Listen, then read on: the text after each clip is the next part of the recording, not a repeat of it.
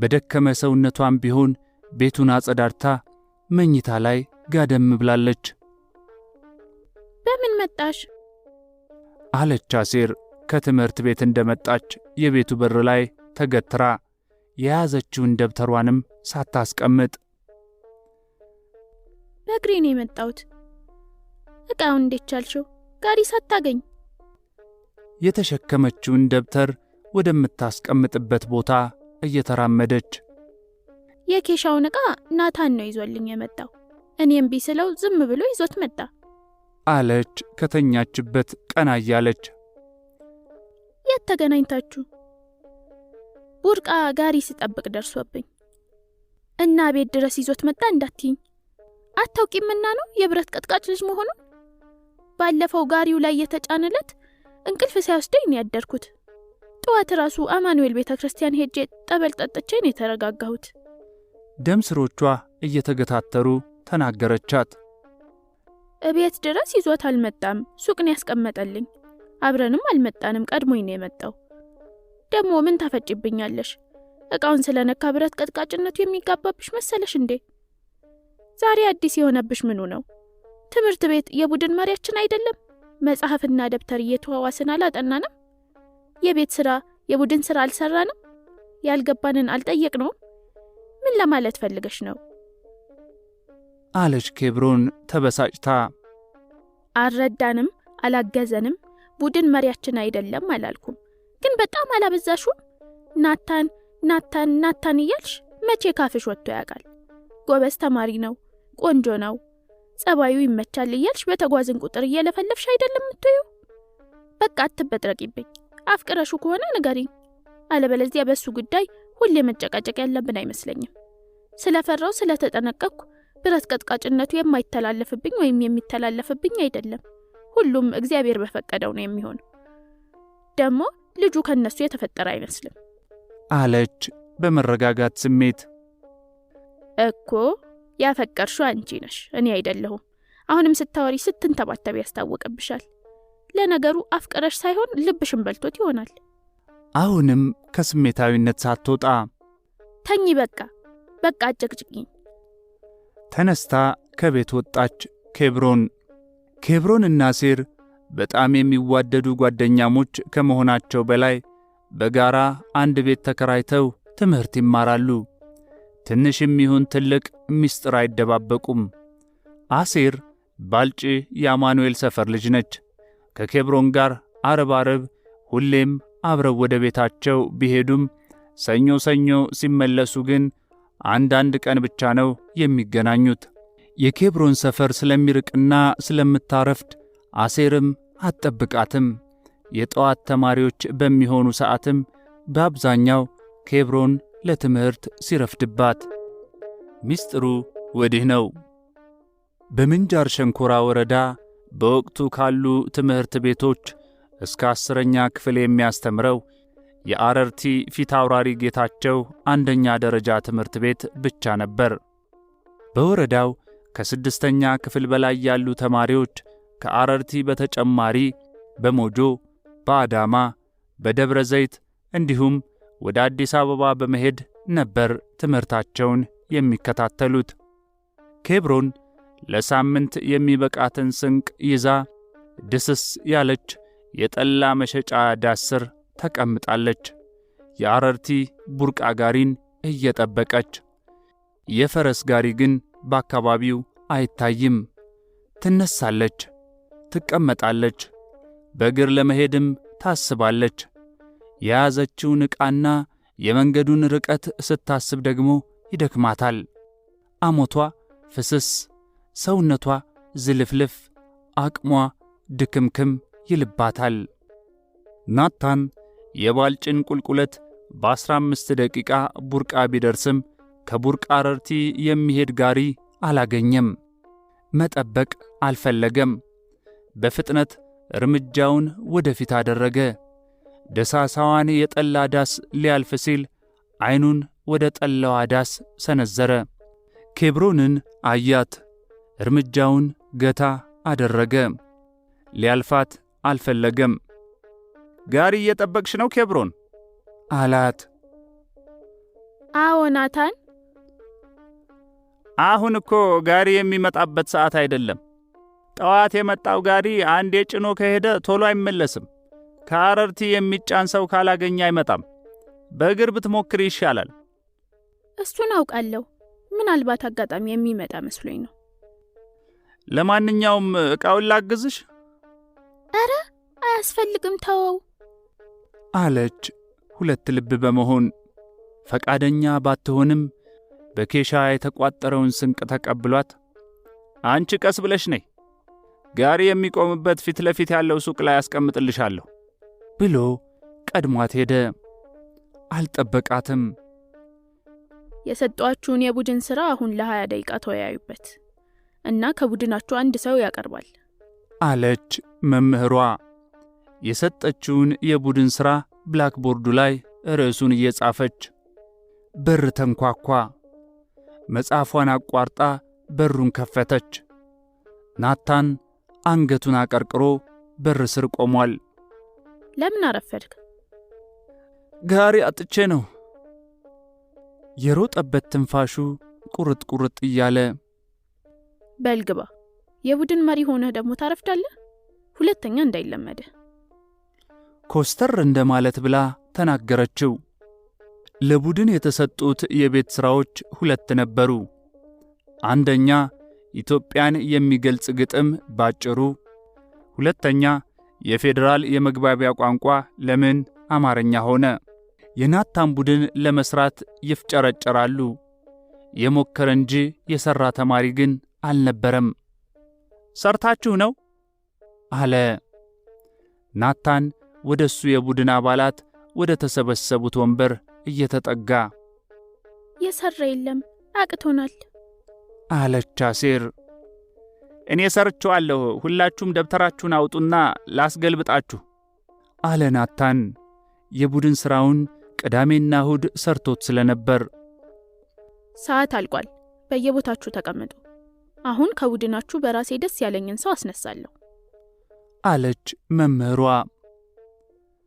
ከናታን ቡድን ልጀምር። ናታን ተነስ፣ የሰራችሁትን አቅርብ አለች። አርፍዶ ስለመጣ በደንብ ያልሰራ መስሏት እሺ መምህር ብሎ ተነሳ። አንደኛ ኢትዮጵያን የሚገልጽ ግጥም ባጭሩ። አነጋገርና ለመግባባት ቀላል ስለሆነ ነው ይላሉ። አንዳንዶቹ ደግሞ የኢትዮጵያ ነገሥታት ለረጅም ዓመታት ያህል የአማርኛ ተናጋሪዎች በመሆናቸው በግዴታ ሁሉም ሕዝብ አማርኛ እንዲናገርና እንዲማር ያስገድዱ ስለነበር ነው ይላሉ። በሌላ በኩል ደግሞ በዴሞክራሲ መሠረት የፌዴራል የመግባቢያ ቋንቋ የሚሆነው በአንድ ሀገር ቋንቋውን በብዛት የሚናገረው ሰውና በሕዝቡ ብዛት መወሰን አለበት ይላሉ። ምሁር ነኝ በሚሉም በሰፊው ሲከራከሩ ይስተዋላል። ሚስጥሩ ግን ወዲህ ነው። ኢትዮጵያ የራሷ ቋንቋና የዘመናት አቆጣጠር ያላት ከአፍሪካ ብቸኛዋ አገር ነች የተባለችው የአማርኛን ፊደልን በራሷ የቀረጸች ሀገር በመሆኗ ነው። የኢትዮጵያ የፌዴራል የመግባቢያ ቋንቋ በሕዝብ ብዛት ኦሮምኛ ብናደርገው አማርኛ የአንድ ክልል ይሆናል ማለት ነው። አማርኛ የአንድ ክልል ከሆነ ደግሞ የራሷ ፊደል በራሷ የቀረጸችው አገር የሚለው ታሪክ ቀርቶ በኢትዮጵያ ውስጥ የራሷ ፊደልና ቋንቋ የቀረጸች አንድ ክልል አለች ይባላል ማለት ነው። ከዛግዌ ሥርወ መንግሥት በኋላ ግዕዝን ተክቶ ለንግግርና ለጽሑፍ ማገልገል የጀመረውና የመንግሥት የሥራ ቋንቋ የሆነው አማርኛ የፊደል ገበታ አባት የሚል ቅጽል መጠሪያ ያገኙት ተስፋ ገብረ ሥላሴን የሕይወትና የሥራ ታሪክ የሚያስቃኘው መጽሐፍ ስለ አማርኛ የፊደል ገበታ ፈጣሪዎች ማንነትና ዘመን ማብራሪያ ባይኖረውም ባለታሪኩ በመጀመሪያ በብራና ላይ በእጃቸው እየጻፉ በመቀጠልም በማተሚያ ቤት ማሽን እያባዙ ለሕዝብ እንዲደርስ ያደረጉት የአማርኛ የፊደል ቅርጽ በወቅቱ በእንጦጦ ማርያም፣ በባዕታ ለማርያምና በመካነ ኢየሱስ ሥላሴ አጥቢያዎች እንዲሁም በገጠር አብያተ ክርስቲያናት በገዳማትና በዋሻዎች ብቻ ተወስኖ እንደነበር መረጃዎች ይጠቁማሉ። የፊደል ጌታ ሀሁ ዕውቀት ይስፋ፣ ድንቁርና ይጥፋ፣ ይህ ነው የኢትዮጵያ ተስፋ። በተስፋ ገብረ ሥላሴ ዘብሔረ ቡልጋ። በአማራ ክልል ሰሜን ሸዋ ዞን በቀድሞ ቡልጋ አውራጃ በአሁኑ በረኸት ወረዳ አክርሚት ወይም ክታበር ቀበሌ እንደተወለዱም ታሪክ ይናገራል። ተስፋ ገብረ ሥላሴ በ1909 ዓመተ ምህረት የ15 ዓመት ልጅ ሆነው ከትውልድ መንደራቸው ወደ አዲስ አበባ ሲመጡ ያረፉበት መንደር 4 ኪሎ እንደነበርም ይነገራል። ተስፋ ገብረ ሥላሴ አዲስ አበባ ከመጡ በኋላ ሰርተው ራሳቸውን ለመቻል በእንጨት ፈለጣ፣ ውሃ በመቅዳት፣ ጉድጓድ በመቆፈር፣ በጎዳና ንግድና መሰል ትናንሽ ሥራዎች ላይ ተሳትፈዋል። የመጀመሪያው የአማርኛ መጽሐፍ ቅዱስ ተተርጉሞ ለሕዝብ የቀረበውም በአፄ ቴዎድሮስ ዘመነ መንግሥት እንደሆነም ታሪክ ያስረዳል። ተስፋ ገብረ ሥላሴ በንጉሡ ዘመን ወይም ከኢጣሊያ ወረራ በፊትና በኋላ በጠላት ወረራ ወቅት በደርግም አገዛዝ ለክስ ለእስርና ውንጀላ ተዳርገዋል። በመጨረሻ ሁሉንም አሸንፈው በተደጋጋሚ ተሸላሚም ሆነዋል። ከአፄ ኃይለ ሥላሴ መንግሥት የቀኝ አዝማች ማዕረግ ተሰጥቷቸዋል። የኢትዮጵያ ደራሲያን ማኅበር ደጋግሞ አመስግኗቸዋል። ተስፋ ገብረ ሥላሴ ግንቦት 26 ቀን 1992 ዓመተ ምህረት ከዚህ ዓለም በሞት ተለይተዋል። የ97 ዓመት የዕድሜ ባለጸጋም ነበሩ። ከመሞታቸው በፊት የቀብር ቦታቸውን በሥላሴ ካቴድራል ለማዘጋጀት አስበው የነበረ ቢሆንም የአርበኞች ማኅበር አርበኝነታቸውን አላውቅም በማለቱ ቀብራቸው በእንጦጦ ኤልያስ ቤተ ክርስቲያን እንዲፈጸም ተደርጓል። አንድ ፍሬ ጠብታ። በሳ ከባልጪ በ5 ኪሎ ሜትር ርቀት ላይ ትገኛለች። የናታን የትውልድ ሰፈር። የተበታተነ ሐሳቡን መሰብሰብ ተስኖታል። የልቡ ማዕበል በደም ስሮቹ ይራኮታሉ፣ ይወራጫሉ፣ ይሯሯጣሉ። አዳራሽ የሚያክለው የእናት አባቱ ቤት በስስ ጨለማ ተውጧል። ወደ ቤቱ ምሰሶ አምርቶ ኩራዙን ለኮሰ። ሁሌም ወደሚቀመጥባት መደብ ላይ አመራ። አልጋው ላይ የሚያቃስት የሰው ትንፋሽ ተሰማው። እናቱ አሟቸው ከተኙ ሳምንት አልፏቸዋል። አልተቀመጠም። እግሮቹን እናቱ ወደ ተኙበት አልጋ ሰነዘረ። ተጠጋ። በረጃጅም እጆቹ እየደባበሰ እማ እማ አለ በተቆራረጠ ትንፋሽ። በትንፋሹ መቆራረጥ ብዛት ዓይኖቹ እንባ ረገዙ። ልጄ መጣ? በሳምንት አንዴ ብትመጣ ዛሬ ያመሸብኝ። ደጅ እንኳን ደግፎ የሚያወጣኝ ሰው አጣሁ። አባትም አንዴ ከወጣ ቶሎ እንደማይመለስ ታውቃለህ።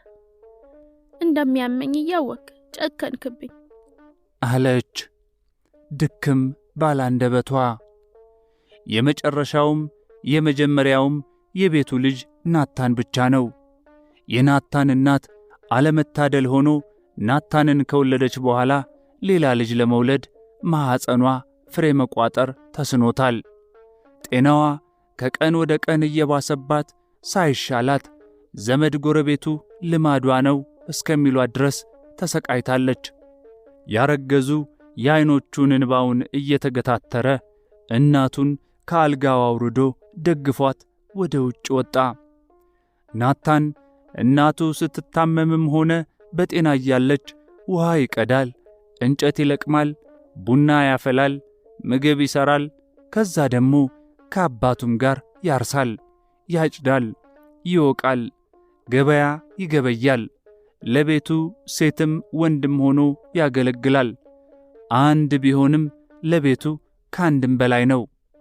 ከበሳ ባልጪ እየተመላለሰ በቀኛዝማች መኩሪያ ወልደ ሥላሴ አንደኛ ደረጃ ትምህርት ቤት እስከ 6ኛ ክፍል ሲማር በትምህርት ጎበዝ ተማሪዎች ከሚባሉት አንዱ ነበር።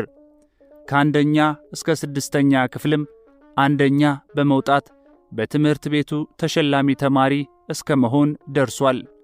እናቱንም በቅርበት ጠዋትና ማታ ያገለግላቸው ነበር። በወቅቱ 7ኛ ክፍል ባልጭ ላይ ስላልጀመረ የሚሳሳላት እንደ ዓይኑ ብሌን የሚያያት እናቱን በትምህርት ምክንያት ሊርቃት ተገዷል።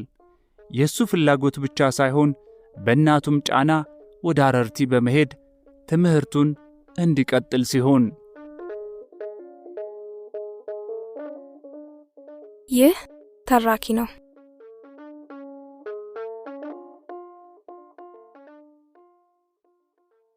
ይህ ተራኪ ነው።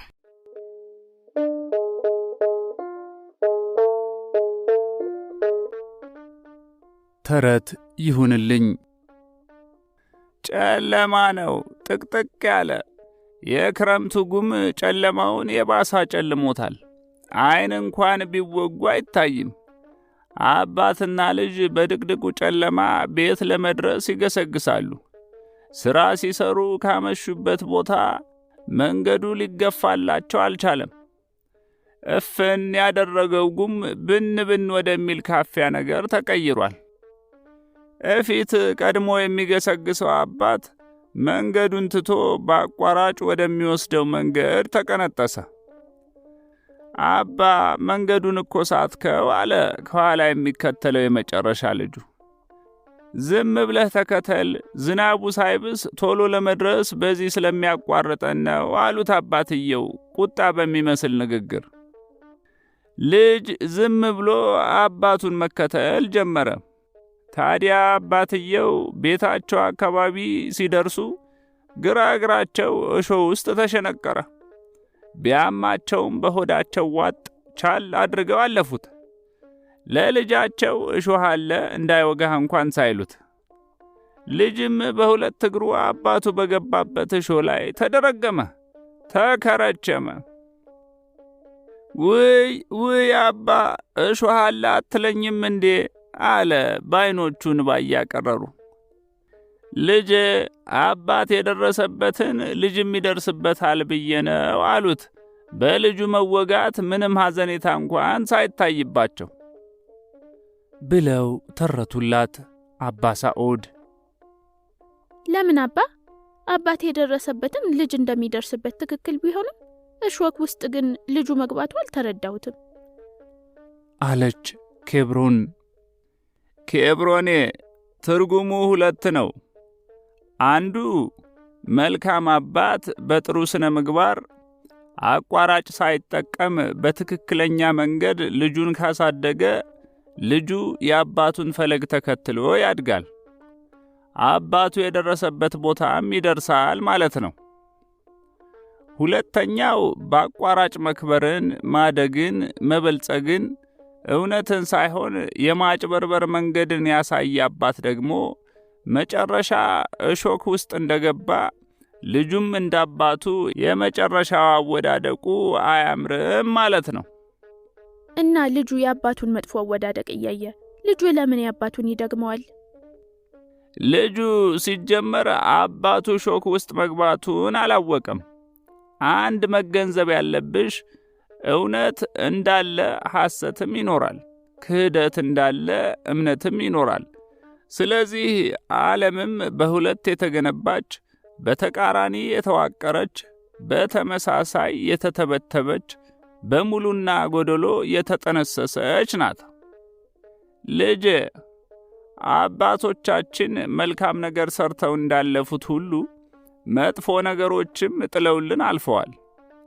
አባት ያለፈበትን የመጨረሻ የእሾህ መንገድ ላለመድገምና መልካሙን፣ ሐቁን፣ እውነታን ተከትሎ ለመሄድ የልጁ ያልተቋረጠ ጥረት፣ ያለመሰልቸት፣ ተስፋ ያለመቁረጥ ይጠይቃል እንጂ ትክክለኛውን መንገድ መርጦ መጓዝ ይቻላል። አሁንም ያለንበት ዘመንም ይሄንኑ ነው የሚያሳየው። አባቱ በእግሩ በጋማ ከብት ይሄድ የነበረው አሁን ልጁ በመኪና በአየር እየሄደ ነው። ዘመኑ የፉክክር እንጂ ባለህበት ሂድ አባትህ እስከደረሰበት ብቻ ድረስ አይደለም። አንቺም አስተውይ፣ ምክንያታዊ በሆነ መንገድ ታግሎ ማሸነፍን እንጂ ተስፋ እንዳትቆርጭ።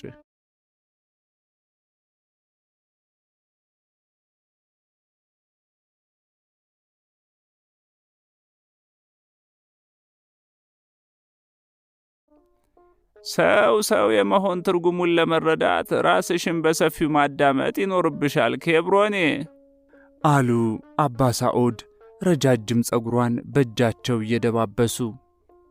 እሺ አባ፣ የኔ ስም ለምንድን ነው ኬብሮን ብላችሁ? ተራኪ ነው።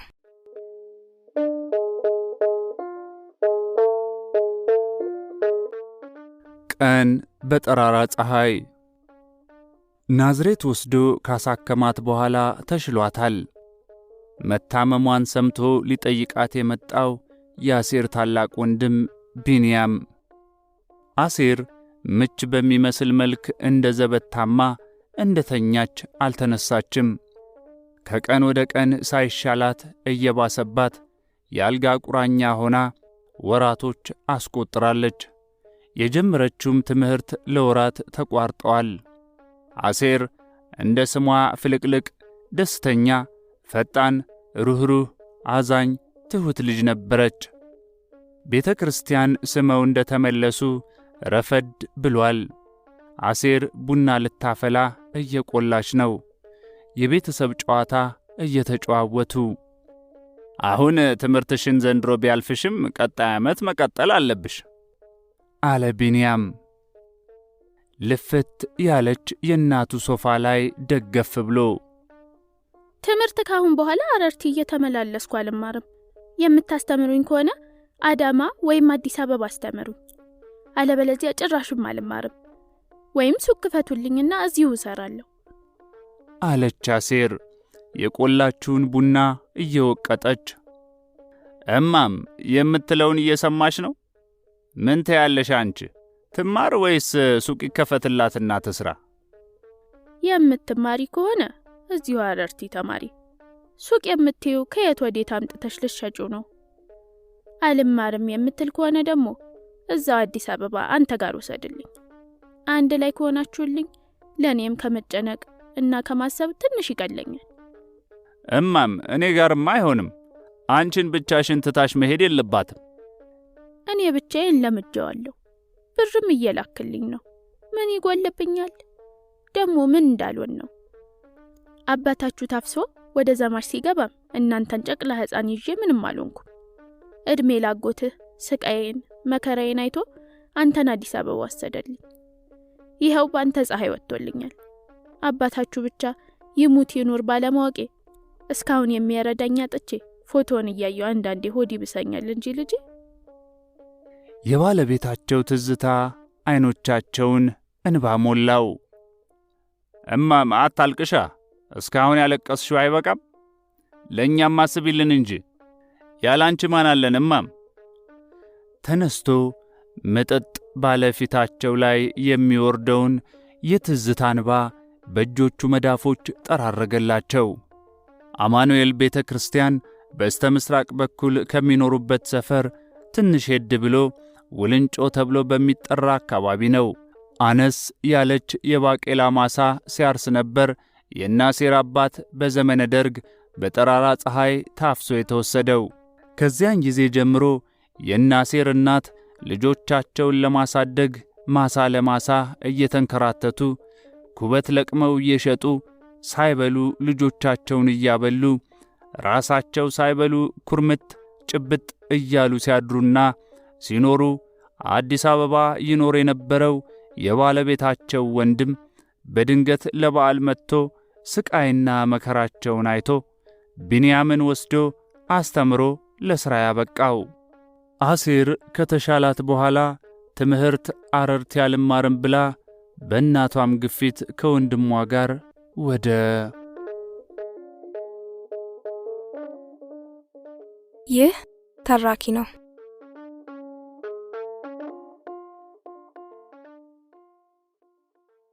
ይህ ተራኪ ነው።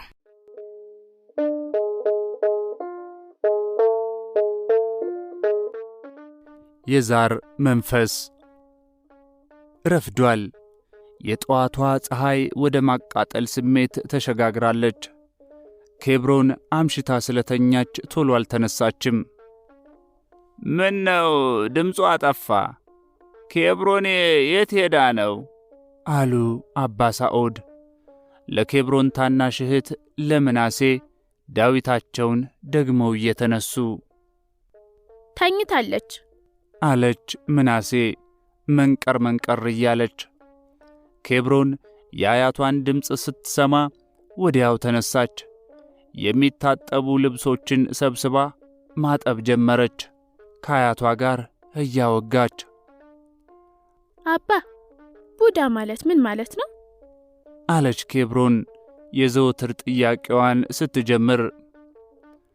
ቡዳ ማለት በዓይኑ በማየት ብቻ ሰዎች ላይ ጉዳት ሊያደርስ የሚችል መንፈስ ወይም ሰው ማለት ነው። ይህ አይነት እምነት በኢትዮጵያ ብቻ የሚገኝ ሲሆን ላነሳሱም ከዛር መንፈስ ጋር ተመሳሳይ ለመሆኑ በአፈ ታሪክ ይነገራል።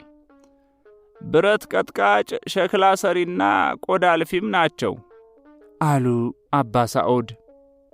እና ብዙ ሰው መጥረቢያ፣ ቢላ፣ ማረሻ ሊያሰሩና ቁርበት ሊያስለፉ ይሄዳሉ። ታዲያ ለምን አይበሉም? በዓይን መብላት ማለት የቀልብ መደንገጥ ሲሆን ድንገት አዲስ ሰው ወይም እንስሳት በተለይ ሕፃናት ካዩ ቀልባቸው ካረፈበት ሊበሉት ይችላሉ። የተላመደን ሰው ግን አይነኩትም። የማነስና የመብዛት እንጂ ሁሉም ሰው የመደንገጥ መንፈስና ቀልብ አለው። ማህበር፣ እድር፣ ሰርግ፣ ለቅሶ፣ እምነት፣ በሥራ መረዳዳት ላይ አንድ ላይ እንካፈላለን። ግን ከነሱ ለምን አንጋባም? በአካባቢያችን ከነሱ የሚያለያየን ነገር ኖሮ አይደለም።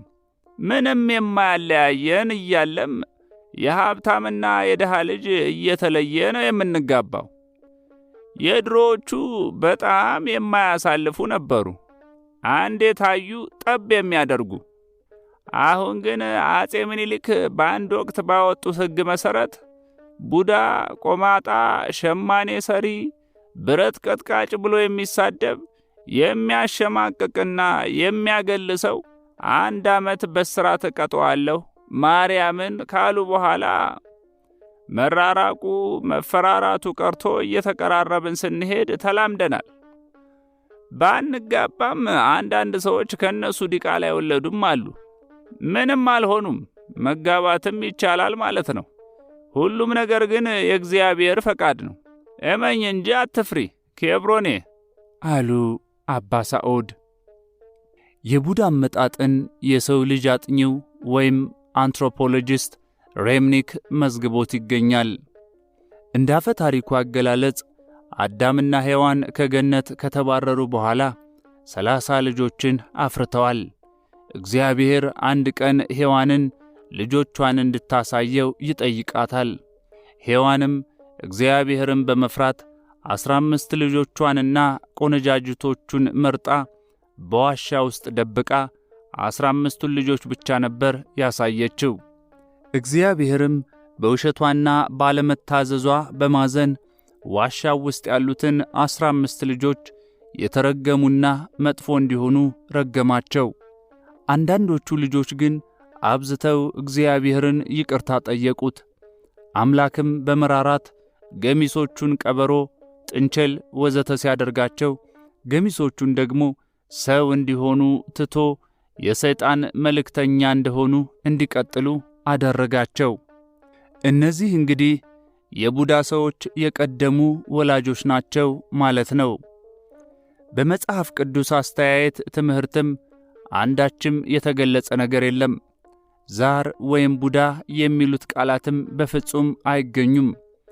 በመጽሐፈ ኩፋሌና በሌሎች መጽሐፍት መሠረት የአዳምና የሔዋን ልጅ ቃየል ወንድሙን አቤልን ከገደለ በኋላ ከእህቱ ጋር ተባረረ።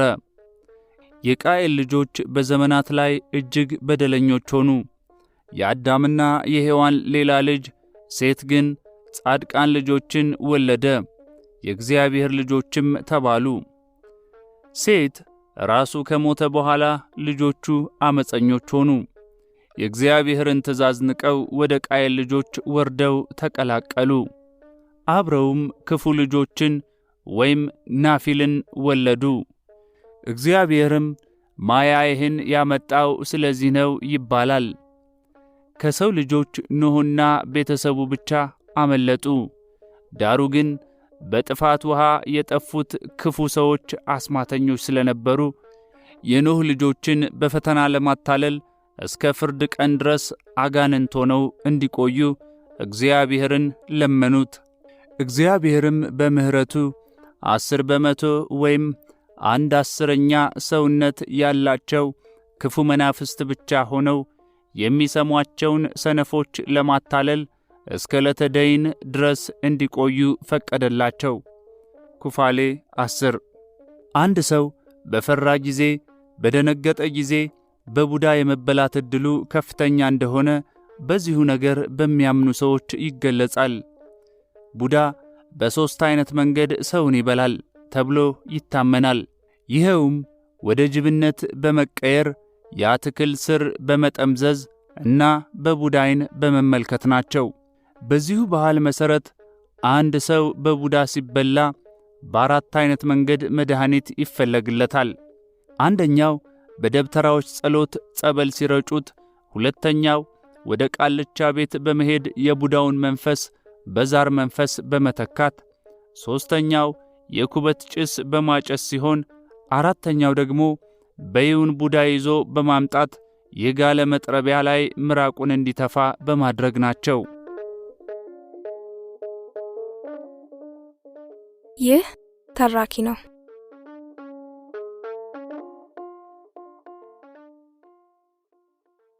ይህ ተራኪ ነው።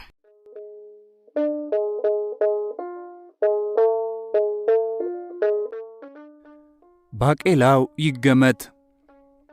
ወደ ቤት ግባ አለች ኬብሮን ልብ ሰንጥቆ የሚገባውን የጥርስ ፈገግታዋን እያሳየች። አልገባም፣ ቤት የምሠራው ስላለኝ እቸኩላለሁ አለ ናታን ይዞላት የመጣውን መጽሐፍ ሊሰጣት እጁን እየዘረጋ። የተሰጠውን የቤት ሥራ ስለከበደኝ ትንሽ እንድታስረዳኝ ፈልጌ ነበር። በጣም የምትቸኩል ከሆነ እሺ፣ አላስቸግርህም፣ አሰራሩን ብታሳየኝ ብዬ እንጂ አለች የመለማመጥ ፊቷን እያቅለሰለሰች። ናታን እነ ኬብሮን ቤት መጥቶ አያውቅም፣ ለመግባትም አልፈለገም። ግን ኬብሮን የቤት ሥራውን አሳየኝ ስላለችው ሊያሳያት ገባ፣ እያመነታም ቢሆን። ለምን ታፍራለህ? ወንድ ልጅ ሆነህ አለች ኬብሮን ምግብ እያቀረበችለት። አረ አላፍርም፣ እንዲያውም ዓይን አውጣ ነኝ አለ የእንጀራ ሳህኑን እየተቀበለ። እኔ አይቼህ አላቅም። ሁሌም አንገትህን አቀርቅረህ ነው የምትሄደው። ከሰውም አትቀላለድም፣ አትጫወትም። ኬብሮን መጽሐፍ ይዞላት እንዲመጣ ያደረገችው መጽሐፉን ብቻ